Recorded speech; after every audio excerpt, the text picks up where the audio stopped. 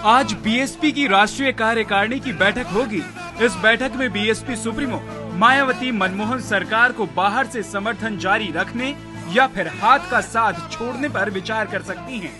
हालांकि कांग्रेस ने अभी उम्मीदें जिंदा रखी हैं, लेकिन यूपीए सरकार की सिरदर्दी बढ़ेगी या नहीं, ये आज की बैठक में तय होगा।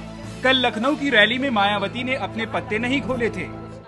बैठक में खास तौर से इस बात के लिए पुनर्विचार किया जाएगा कि अब हमें केंद्र की यूपीए सरकार को आगे के लिए अपनी पार्टी का समर्थन जारी रखना है या नहीं रखना है। मुझे पूरी आशा है कि आने वाले वक्त में भी वो हमको समर्थन जारी रखेंगे और सरकार पूरी टर्म पूरा करेगी। रैली के दौरान कल 1.5 घंटे के भाषण में मायावती के निशाने पर यूपी की अखिलेश सरकार थी, लेकिन अगला लोकसभा चुनाव 2014 से पहले हो सकता है। इसकी भविष्यवाणी करके उन्होंने कांग्रेसियों के माथे पर शिकन जरूर ला दिए हैं।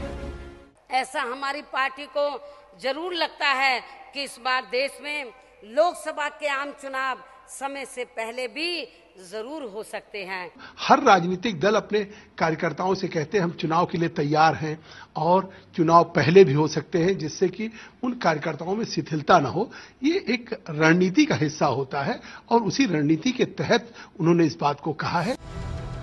यूपीए सरकार के लिए राहत की बात यही है कि विदेशी किराना को लेकर मायावती ने अपने तेवर जरूर ढीले कर दिए हैं।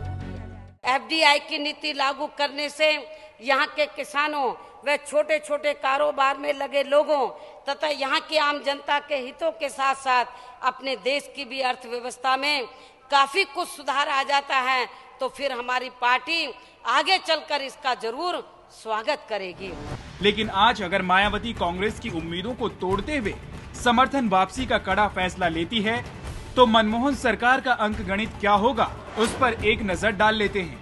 फिलहाल यूपीए सरकार के अपने 254 सांसद हैं, जबकि बाहर से समर्थन दे रही समाजवादी पार्टी के 22, बीएसपी के 21, आरजेडी के 4 और जेडीएस के 3 सांसदों के साथ सरकार बहुमत के जादुई आंकड़े 271 से काफी ऊपर यानी 304 पर बिल्कुल सुरक्षित है।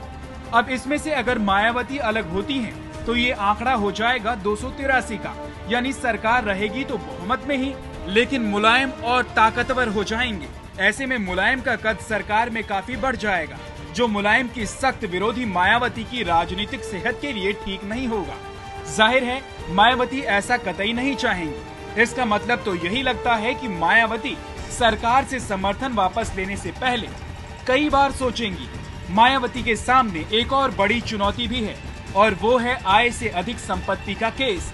कल सुप्रीम कोर्ट ने साफ कर दिया कि उसने सीबीआई को बीएसपी अध्यक्ष मायावती के खिलाफ आय से अधिक संपत्ति के केस में आगे जांच करने से नहीं रोका है।